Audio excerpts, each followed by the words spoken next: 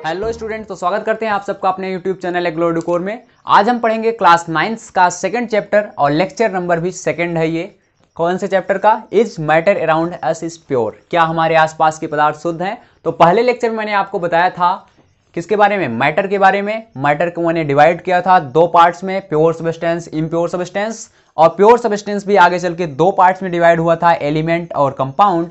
और impure substance या जिसको हम मिक्सचर बोलते हैं, ये भी दो पार्ट में डिवाइड हुआ था, होमोजेनस मिक्सचर और हेट्रोजेनस मिक्सचर।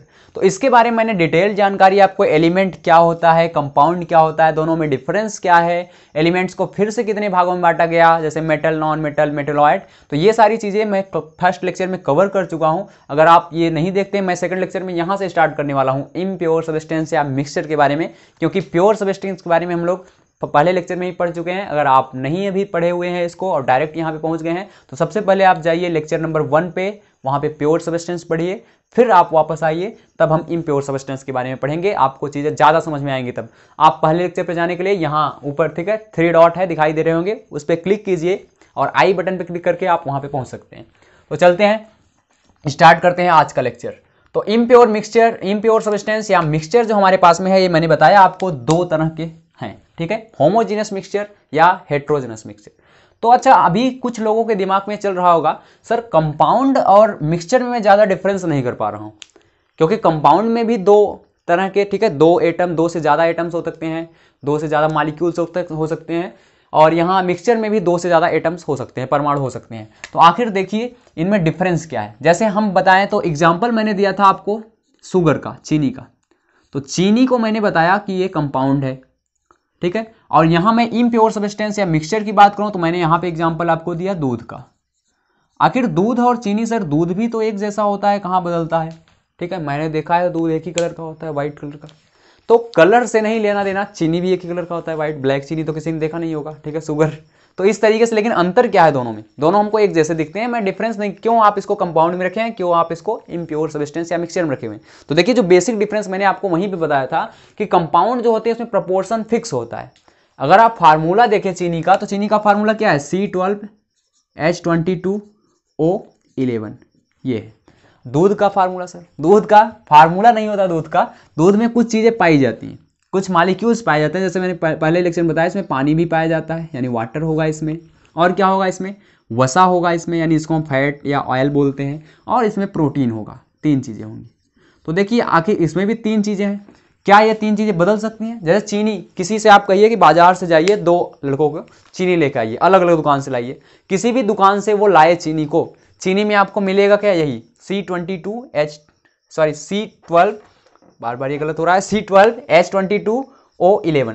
तो C12H22O11 दो दुकान, अलग अलग दुकानों से लेके आएगा चीनी, फिर भी उसका कंपोजिशन चीनी का क्या होगा? यही होगा, फिक्स होगा कंपोजिशन। इसको बार बार मैं लिख रहा हूं यहां पे, याद रखिएगा। अनुपात जो होता है उसका निश्चित होता है, ठीक है, अनुपात जो होगा यौगिक में निश्चित होगा। लेकिन अगर किसी से हम बोलें अनुपात निश्चित होता है, किसी से बोले हम कि दूध लाइए 2 अलग अलग दुकानों से, तो अगर दूध लाएगा तो बेसिक है कि दूध तो होगा दोनों का दोनों, लेकिन हो सकता है कि एक जो ग्राहक, एक दुकानदार हो, वो अपने ग्राहक को पानी डाल के दूध में ज़्यादा देता हो। तो जब पहला वाला जो दूध लेके आएगा जिसमें पानी नहीं डाला गया, उसमें क्या होगा? उसमें वसा ज़्यादा होगी, प्रोटीन ज़्यादा होगी। लेकिन दूसरा जो दूसरे दुकानदार के यहाँ से लाया है, जो कि पानी डाल के दूध में देता है, उसमें क्या होगा? वो भी दूध, देखने में तो दूध ही लगेगा, लेकिन उसमें पानी की मात्रा क्या है? कम ज़्यादा है। इसी को मैं बोल रहा हूँ कि अनुपात निश्चित नहीं है। किसी दूध में आपको पानी कम मिलेगा, किसी में ज़्यादा मिलेगा, किसी में वसा कम होगी, किसी में ज़्यादा होगी, किसी में प्रोटीन कम होगा, किसी में ज़्यादा होगा। इसीलिए इसको हम इम्प्योर या मिक्सचर बोल रहे हैं, क्योंकि इसका फिक्स प्रोपोर्शन नहीं है। ये फिक्स नहीं हो पा रहा है कि कितना कौन क्या है, लेकिन यहाँ पे फिक्स है कि कार्बन 12 एटम होंगे चीनी में, हाइड्रोजन 22 एटम होंगे, ऑक्सीजन 11 एटम होंगे। तो ये फिक्स और ना फिक्स होने की वजह से इन दोनों में डिफरेंस है, और कोई डिफरेंस नहीं। इसमें भी देखो 3 चीज़ें हैं, 3 एटम्स हैं, यहाँ पे 3 अलग अलग मॉलिक्यूल्स हैं। तो एटम मॉलिक्यूल्स अलग अलग होने से मतलब नहीं है, बस इतना होना चाहिए कि उसका प्रोपोर्शन कैसा है, ठीक। तो इसी के बारे में आगे बढ़ते हैं। आपको आशा करते हैं समझ में आया होगा कंपाउंड और मिक्सचर में क्या डिफरेंस है। तो चलते हैं फिर से, आखिर क्यों बांट दिया गया? सर मिक्सचर था, अच्छा था, इसको फिर से 2 भागों में क्यों बांटा गया? तो देखिए, क्योंकि मिक्सचर 2 तरह का मिलने लगा, इसलिए इसको हम 2 भागों में बांट दिए। एक ऐसा मिक्सचर था जिसमें अनुपात तो भी निश्चित नहीं था, लेकिन उसमें जब कुछ मिलाते थे हम तो वो पूरी तरीके से मिक्स हो जाता था, और हमको मिक्स होने का मतलब ही मिक्सचर है, मिक्स हो जाता है और उसको दिखाई भी नहीं देता। तो यानी मिक्सचर होमोजीनियस उसको बोलते हैं जिसमें यूनिफॉर्म होता है, जो यूनिफॉर्म, ठीक है। और ये क्या होता है, ये हमारे पास में नॉन यूनिफॉर्म, नॉन यूनिफॉर्म, यानी कि यूनिफॉर्म अगर कोई मिक्सचर है तो उसको बोलते हैं होमोजीनियस मिक्सचर, और नॉन यूनिफॉर्म मिक्सचर है तो उसको बोलते हैं हेट्रोजीनियस। एग्जांपल समझेंगे आप, समझ में आएगा। यूनिफॉर्म का मतलब होता है यूनिफॉर्म कंपोजिशन, आप यहां पे लिख सकते हैं यूनिफॉर्म कंपोजिशन, और यहां पे क्या है, ये नॉन यूनिफॉर्म कंपोजिशन है। तो यूनिफॉर्म कंपोजिशन का मतलब होता है एक समान संगठन, एक समान संगठन, ठीक है, एक समान संगठन। और यहां क्या है, असमान संगठन। अच्छा, एक समान और असमान संगठन में अंतर क्या है, देखिए जैसे हम बात करें, अगर हम चीनी घोलते हैं पानी के अंदर, ठीक है, मान लो ये चीनी पानी लिया था, इसमें मैंने चीनी घोल दिया।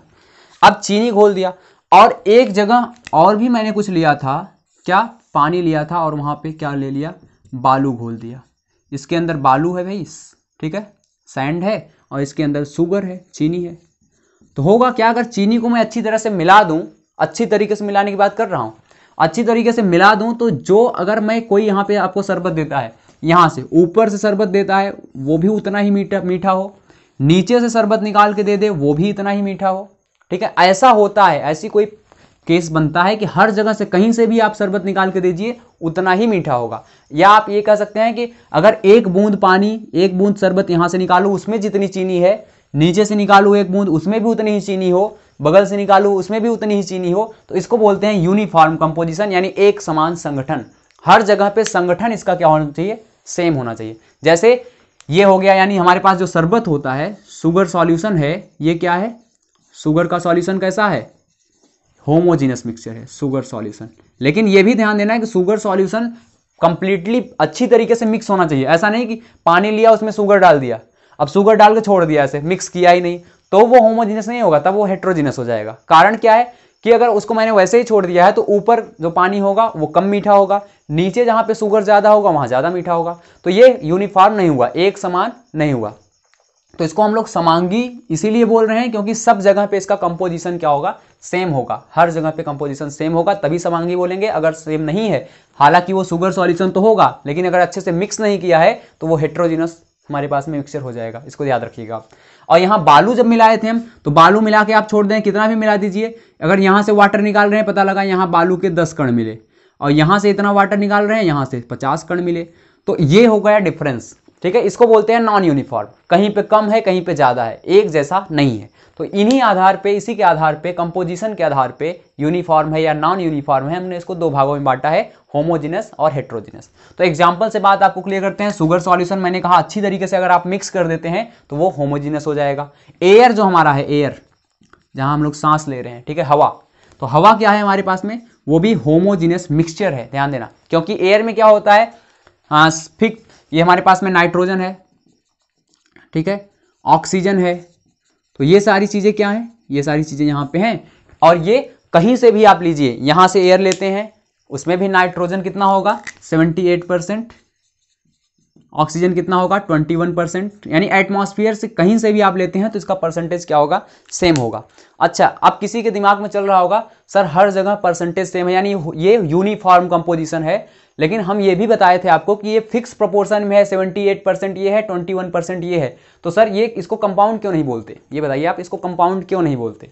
क्योंकि देखिए एयर में इन गैसों का प्रोपोर्शन फिक्स है, भले ठीक है यूनिफॉर्म है, लेकिन जरूरी नहीं है कि यहाँ का एयर, पता लगा यहाँ लिया मैंने यहाँ का एयर और उसमें कुछ भी नहीं, धूल मिट्टी नहीं, पूरा का पूरा गैस है, लेकिन चले गए हम कहीं और कुछ दूसरी शहर में जहाँ पे बहुत ज़्यादा पॉल्यूशन है, पॉल्यूशन में क्या होगा, वहाँ धूल मिट्टी धुआं बहुत ज़्यादा होगा। तो एयर क्या हो जाता है कि हर जगह का एयर एक जैसा नहीं होता। जैसे मैंने चीनी के केस में बताया, शुगर कहीं से भी लेंगे उसका फार्मूला वही होगा हर जगह पे। लेकिन एयर कहीं से लेंगे तो जरूरी नहीं कि वो एयर एक जैसा हो, कहीं का पॉल्यूटेड हो सकता है, कहीं का प्योर यानी हमारे पास में अच्छा हो सकता है, साफ हो सकता है। तो साफ और पॉल्यूटेड की वजह से इसको हमने रख दिया है इम्प्योर में, या कह सकते हो मिक्सचर में। तो एयर हमारा मिक्सचर है न कि कंपाउंड है, इसको भी याद रखिएगा। प्रपोर्शन यहाँ फिक्स है गैसों का, लेकिन फिर भी इसको मिक्सर कर रहे हैं क्योंकि यहाँ पे कहीं धूल मिट्टी के कण होंगे, कहीं पे नहीं होंगे। तो ये हो गया।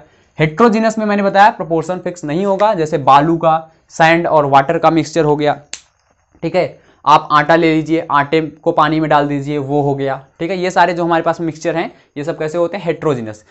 और या कील को ले लीजिए आप, कील, ठीक है, आयरन का जो कील होता है उसको पानी में डाल दीजिए, वो भी हेट्रोजीनस है।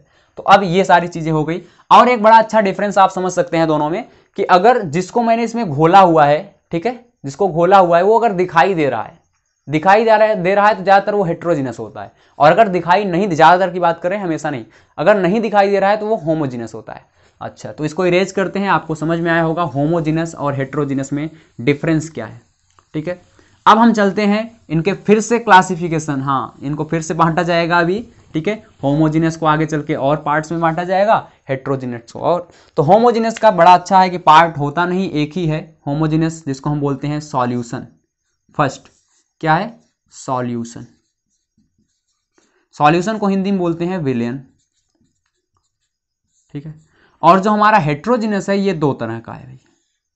दो तरह का क्या है, अच्छा तो इसको मैं इस तरीके से लिखता हूं क्योंकि यहाँ स्पेस थोड़ा सा कम है, तो और ऊपर इसको लिख देता हूं यहाँ पे। तो जो हेट्रोजीनस मिक्सचर है दो तरह का होता है। एक को हम लोग बोलते हैं सस्पेंशन, ठीक है, जिसको हम लोग बोलते हैं निलंबन, सस्पेंशन, यानी इसको बोलते हैं निलंबन। और एक होता है हमारे पास में कोलाइडल, ये दूसरा मान लेता हूं मैं, ठीक है, क्योंकि ये फर्स्ट, अच्छा चलो फर्स्ट ही मान लेता हूं, नहीं तो आप कहेंगे क्या हो गया, फर्स्ट, ठीक, सस्पेंशन या निलंबन। और एक हुआ करता है, इसको थोड़ा सा नीचे यहां पे लिख देता हूं मैं, कोलाइडल, ठीक है। कोलाइडल यानी इसको बोलते हैं कोलाइड। तो ये दो पार्ट्स हैं इसके, ये दूसरा था। तो देखिए होमोजीनस का एक हमको पढ़ना है यहाँ पे 9th के लेवल पे सॉल्यूशन, और हेट्रोजीनस में हमको दो पढ़ना है, एक सस्पेंशन एक कोलाइडल। इनके बारे में हमको बहुत ब्रॉड में पढ़ना है। जितना हमने यहाँ पे खत्म कर दिया था प्योर सब्सटेंस को, एलिमेंट, कंपाउंड, एक ही लेक्चर में, ये एक लेक्चर में कंप्लीट नहीं हो पाएगा। तो पहले हम देखते हैं सॉल्यूशन के बारे में, फिर एक एक करके हम सस्पेंशन पढ़ाएंगे आपको, फिर कोलाइडल पढ़ाएंगे किसी लेक्चर में, और सब में फिर डिफरेंस बताएंगे। जब आपको डिफरेंस बताया जाएगा तो आपको ये सारी चीजें क्लियर हो जाएंगी। अभी बस इतना समझिए कि सॉल्यूशन होगा यूनिफॉर्म कंपोजिशन होगा, सस्पेंशन या कोलाइडल होगा तो उसमें नॉन यूनिफॉर्म कंपोजिशन होगा, यानी जिन चीजों से ये बना होगा इसका कंपोजिशन फिक्स नहीं होगा, कहीं पे कम होगा कहीं पे ज्यादा होगा, ठीक, ये सारी चीजें। तो चलते हैं सॉल्यूशन की ओर। तो देखिए सॉल्यूशन क्या होता है, सॉल्यूशन भी होता है दो या दो से अधिक पदार्थों के समांगी मिश्रण को विलयन कहते हैं। क्या, two or more than two matters mixed in homogeneous nature, ठीक है। अगर उनको हम लोग समांगी रूप से मिलाते हैं तो उसको हम बोलते हैं विलयन। जैसे मैंने आपको पहले ही बताया है इसका एग्जांपल होमोजीनस का, कि अगर हम पानी में चीनी को मिलाते हैं अच्छी तरीके से तो वो क्या होता है, सॉल्यूशन होता है। और एक चीज ये भी ध्यान दीजिएगा, सॉल्यूशन के केस में हमेशा ऐसा देखने को मिलता है कि जो कुछ भी हम मिलाए हुए हैं वो आपस में दिखाई नहीं देते। और ये सॉल्यूशन आगे देखेंगे आपकी दो चीजों से मिलकर बना होता है। सॉल्यूशन में क्या होती हैं, दो पार्ट्स होते हैं, इसको दो पार्ट्स में बांट दिया गया है। एक बोलते हैं हम लोग, मतलब इसका पार्ट नहीं है लेकिन ये जिससे बना होता है उनका पार्ट, जिससे सॉल्यूशन मिलकर बना होता है, किससे, सॉल्वेंट से, सॉल्वेंट और सॉल्यूट, दो पार्ट, दो चीजें हैं इसमें। तो सॉल्वेंट और सॉल्यूट में अंदर सॉल्वेंट को बोलते हैं विलायक और सॉल्यूट को बोलते हैं हम लोग विलेय। यानी विलेय और विलायक से मिलके क्या बनता है, हमारा विलयन बनता है। तो देखिए ये विलेय और विलायक है क्या, बड़े सारे इसमें मिथ होते हैं, बहुत सारे कंफ्यूजन्स होते हैं सबको कि आखिर विलेय क्या होता है, विलायक क्या होता है। मैं आपको कई तरीके से इसको बताऊंगा और पूरी तरीके से समझाने का प्रयास करूंगा। आपको आज के बाद विलेय और विलायक में कोई भी कंफ्यूजन नहीं रहेगा, ठीक है। तो देखिए विलयन क्या है, मैंने बताया पानी और चीनी से मिलकर बना हुआ है। तो देखिए इसमें दो चीजें हैं, एक वो होता है जिसमें घुला होता है कोई चीज, और ये वो होता है जिसको घोलते हैं। एक तो लोग ऐसे बताते हैं, कुछ लोग कहते हैं जो ज्यादा होगा वो विलायक है, जो कम होगा वो विलेय है। ये भी सही नहीं है, बताते ऐसे भी हैं लेकिन ये सही नहीं है, ध्यान देना, आगे मैं इसको एक्सप्लेन करने वाला हूं। तो मैं बताता हूं सबसे पहली चीज कि आप ये कभी मत सोचिए कि जो ज्यादा होगा वो हमेशा विलायक होगा और जो कम होगा वो विलेय होगा। कहीं पे गड़बड़ हो जाएगा, ये आगे बताने वाला हूँ आपको। तो देखिए सॉल्वेंट क्या है हमारे पास, सॉल्वेंट वो होता है जिसमें कोई चीज़ घुली हो, ठीक है। पहले ये डिफिनीशन देखते हैं फिर दूसरा वाला बताते हैं आपको। तो जिसमें कोई चीज़ घुली हो, जैसे वाटर लिया मैंने, वाटर में क्या डाला है, शुगर डाला है। तो शुगर डालने पे क्या, वाटर और शुगर को मिलाने में घुला कौन, शुगर घुला। तो शुगर क्या है, सॉल्यूट है, यानी जो घुला हुआ है उसको बोलते हैं सॉल्यूट, विलेय। और जिसमें घुला हुआ है वो क्या है, सॉल्वेंट या विलायक। तो विलायक यहाँ पे क्या है, पानी क्या है, विलायक है, यानी विलायक कौन है, पानी, वाटर। और विलेय कौन है, चीनी। यानी शुगर के सॉल्यूशन में वाटर हमारे पास में सॉल्वेंट का काम करता है और चीनी जो होता है वो विलेय का कार्य करता है। तो अच्छा, तो अब ये बताइए आप कि कैसे पता चलेगा कौन घुला है। अब कुछ लोग सोचेंगे सर हम पानी में चीनी नहीं डालेंगे, हम चीनी लेंगे उसमें पानी डाल देंगे, ठीक है, दिमाग लगाने वाले बैठे होते हैं कुछ लोग। तो ऐसे हम कहेंगे चीनी लेंगे यहाँ पे सर, इसमें हम पानी डाल रहे हैं। अब बताइए, अब हम पानी को घोल रहे हैं, आप कह रहे थे पानी में घोलता है, हम पानी को घोल रहे हैं। तो ये ध्यान दीजिएगा, भले ही आप बाहर से पानी डालें इसमें, घोलेगा कौन, घुलेगा कौन। क्या पानी इसमें डालेंगे तो चीनी बची रह जाएगी और पानी चीनी के अंदर चला जाएगा, ऐसा तो होता नहीं। पानी बाहर से भी डालेंगे फिर भी ये चीनी ही घुलेगा पानी के अंदर। तो इसीलिए मैं बता रहा हूं जो घुलेगा वो विलेय होगा, जिसमें घुलेगा वो विलायक होगा। तो चाहे आप चीनी में पानी मिलाइए चाहे पानी में चीनी मिलाइए, घुलने वाला है चीनी ही, पानी तो घुलेगा नहीं कहीं पे।